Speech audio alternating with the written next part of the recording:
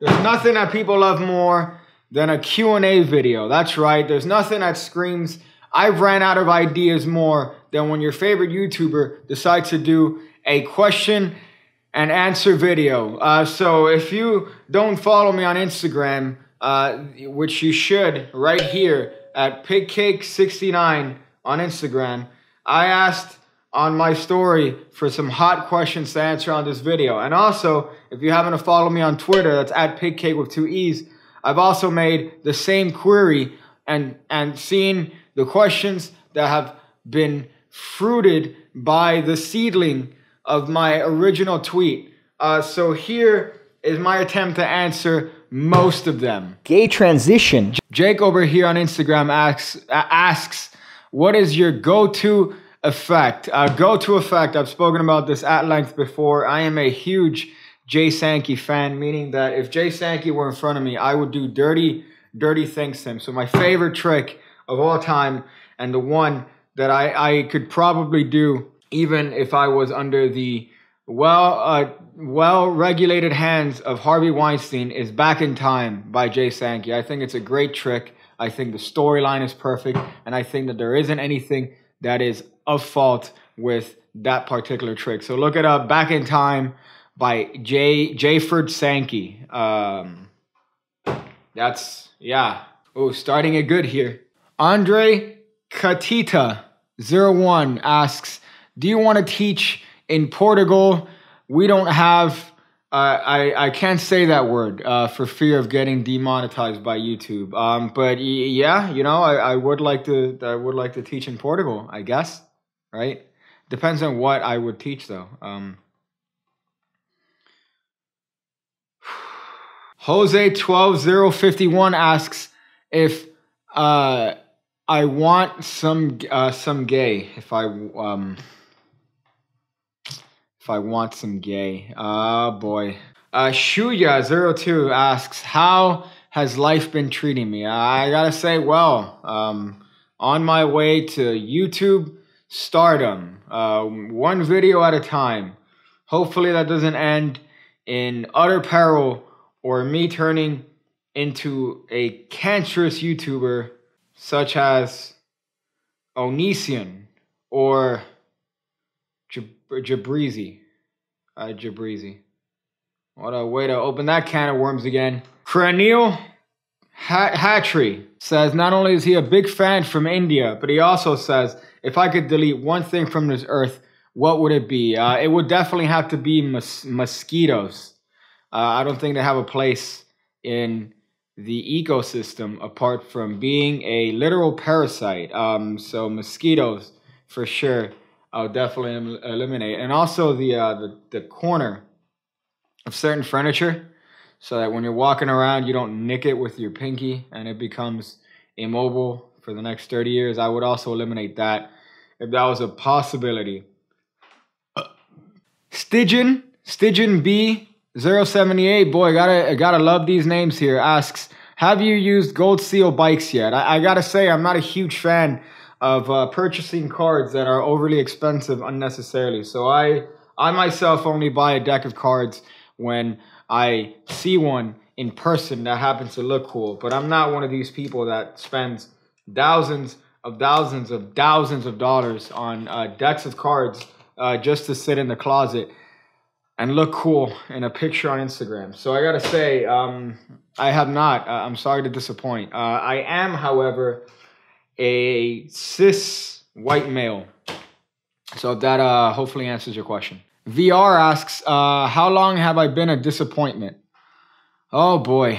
Gotta tell you, I have the greatest pig fans in the world, you cunt. Good old woke ass magician here. If I could ever get that in. There you go. Canon, the proprietor of the greatest autofocus in the market today. Woke ass magician asks, on a scale of 1 to 10, how woke are you? I gotta say a 2. Not trying to be humorous here. I'm not that woke. Unfortunately. The Gio Cicero, fuck, I murdered that, asks, favorite color change? Petreka asks, what is the hardest slight you know, followed by the most underrated slight? I gotta say, hardest slight is the pass. I don't think anybody's ever gotten that 100% right and perfected, even though that's something that, a word that you hear commonly tossed around in the magic forums. And definitely the most underrated slight is the Mahatma control, which I first saw done by the late, great OG Tom Mullica. Obviously, Tom Mullica wasn't the inventor of this control. However, it is one that he has performed numerous times, and I enjoyed watching him do it. Mahatma control, simple enough. Overhand shuffle, right to the top of the deck. So card is over here, king of clubs. Card is shuffled and peaked in one action. And there you go. That's it. Mahatma control. Definitely underrated. Needs to be performed more. Very natural way to control cards that doesn't involve using one of these illusionist passes that you see done too often for $4.95 on Magic Stream. Whew. Right here we have A is Ferranti asking, do you practice moves and slights or whole routines? I'm kind of stuck and don't know what to train on. It really depends on your personal performer preference. So what I mean by that is if you want to perform certain slights, if you want to be this type of magician that's like this free-flowing Danny Darity style magician, that you have a certain set of slights that you know, you have a certain set of concepts, and you jazz it up depending on what is the situation, then obviously knowing slights rather than full routines is going to be better for you. However, if you're one of these magicians that wants to have a strict routine, you want to have a very, patter-heavy sort of style when it comes to that, then you want to obviously practice a whole routine so you get it down. The downside of that is that sometimes it makes you sound like a robot, and sometimes you dismiss the audience because you're too busy trying to remember the entire routine as you practiced it. The downside of the other side, which is just practicing slights and being more of a free-flowing magician, is that you don't have a set routine, so you really don't have anything to fall back on if you happen to, be in a particular situation that you're not necessarily so familiar with. So you gotta kind of counterbalance and figure out which type of performer you are, you wonderful cunt. And now from the Twitter universe, we have, what is your favorite flourish? Isn't a Sybil cut, is it, you cunt? The favorite flourish, I gotta say, I really don't have one in particular. I do always have a certain set of flourishes that are kind of like go-tos. That is one. That's one that I particularly enjoy. Then there's that. Just little finger flourishing things, not necessarily anything complicated. You're not going to see these in a compilation for cardistry or countryistry, as I like to call it. But these are just little flourishes that I like to practice from time to time that are enjoyable. So those, I guess, are my favorite ones. Lack of a better term. Oh, boy. Nicholas Cowan asks, how do you recover from screwing up a trick partway through? Love you, pig, no hetero, meaning all homo. I appreciate it tremendously. Really depends on the actual trick and the context itself. Again, the scenario is going to differ depending on what's actually happened. But you got to realize ultimately it's a trick, right? If you fail dramatically, it's entertainment. You're not going to get shot if you mess up. It's all for good fun. However, there are ways to recover. You could have an invisible deck in your pocket. You could do the classic, oh boy, wait, I don't know what. Are you sure that wasn't your card? Obviously, while culling the card over here, figuring something out and being like, oh, you know why that didn't work? Because it turns out that card is the one that I keep in my pocket.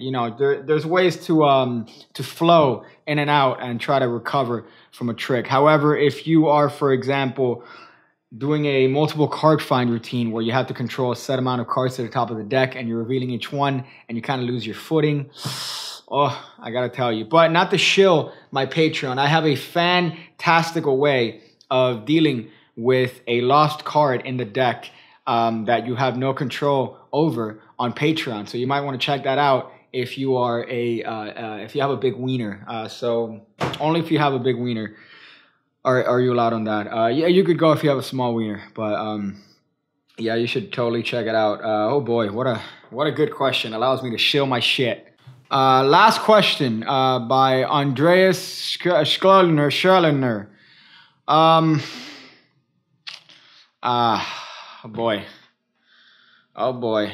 So that's it for the Piggy Q&A here.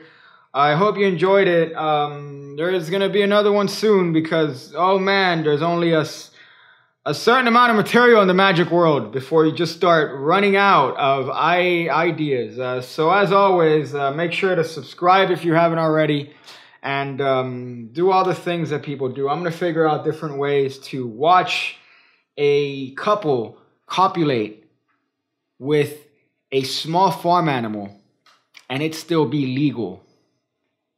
Yeah, all right. Got him.